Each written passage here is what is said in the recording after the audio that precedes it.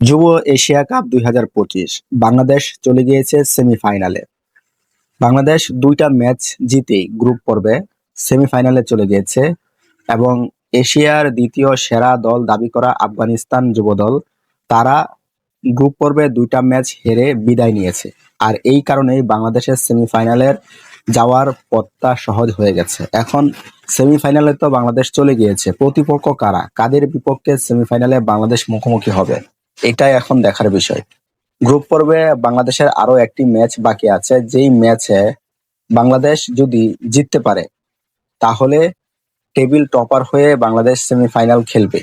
অন্য গ্রুপে যদি ভারত তারা লাস্ট ম্যাচটা জিততে পারে এবং সেই ম্যাচে জিতে টেবিল টপার হয়ে ভারত চলে আসে, তাহলে ভারতের সঙ্গে বাংলাদেশের মুখোমুখি হওয়ার সম্ভাবনা খুবই কম।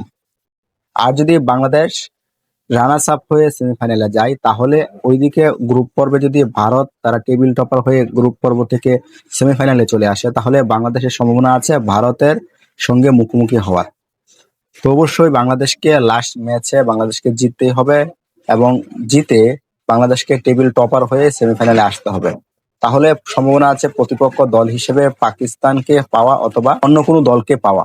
তো সেক্ষেত্রে যদি সম্ভাবনা হয় বাংলাদেশের টেবিল টপার হওয়ার, তাহলে কিন্তু ভারত বাধা পেরোতে পারবে। আর যদি বাংলাদেশ রানার্স আপ হয়, তাহলে কিন্তু ভারতের সামনে পড়ে যাবে এবং কঠিন প্রতিপক্ষ হিসেবে ভারতকে পেয়ে যাবে ফাইনালে যাওয়ার সময়। তো বাংলাদেশ গ্রুপ পর্বে আরো একটি ম্যাচ বাকি আছে, সেই ম্যাচে বাংলাদেশকে জিততেই হবে। ভালো পারফরমেন্স করছে, গ্রুপ পর্বে থেকেই 2টা ম্যাচ টানা তারা জিতেছে, পরবর্তী ম্যাচ জিততেই হবে। যদি না জিতে তাহলে কিন্তু ফাইনালে যাওয়া বাংলাদেশের জন্য কঠিন হয়ে যাবে।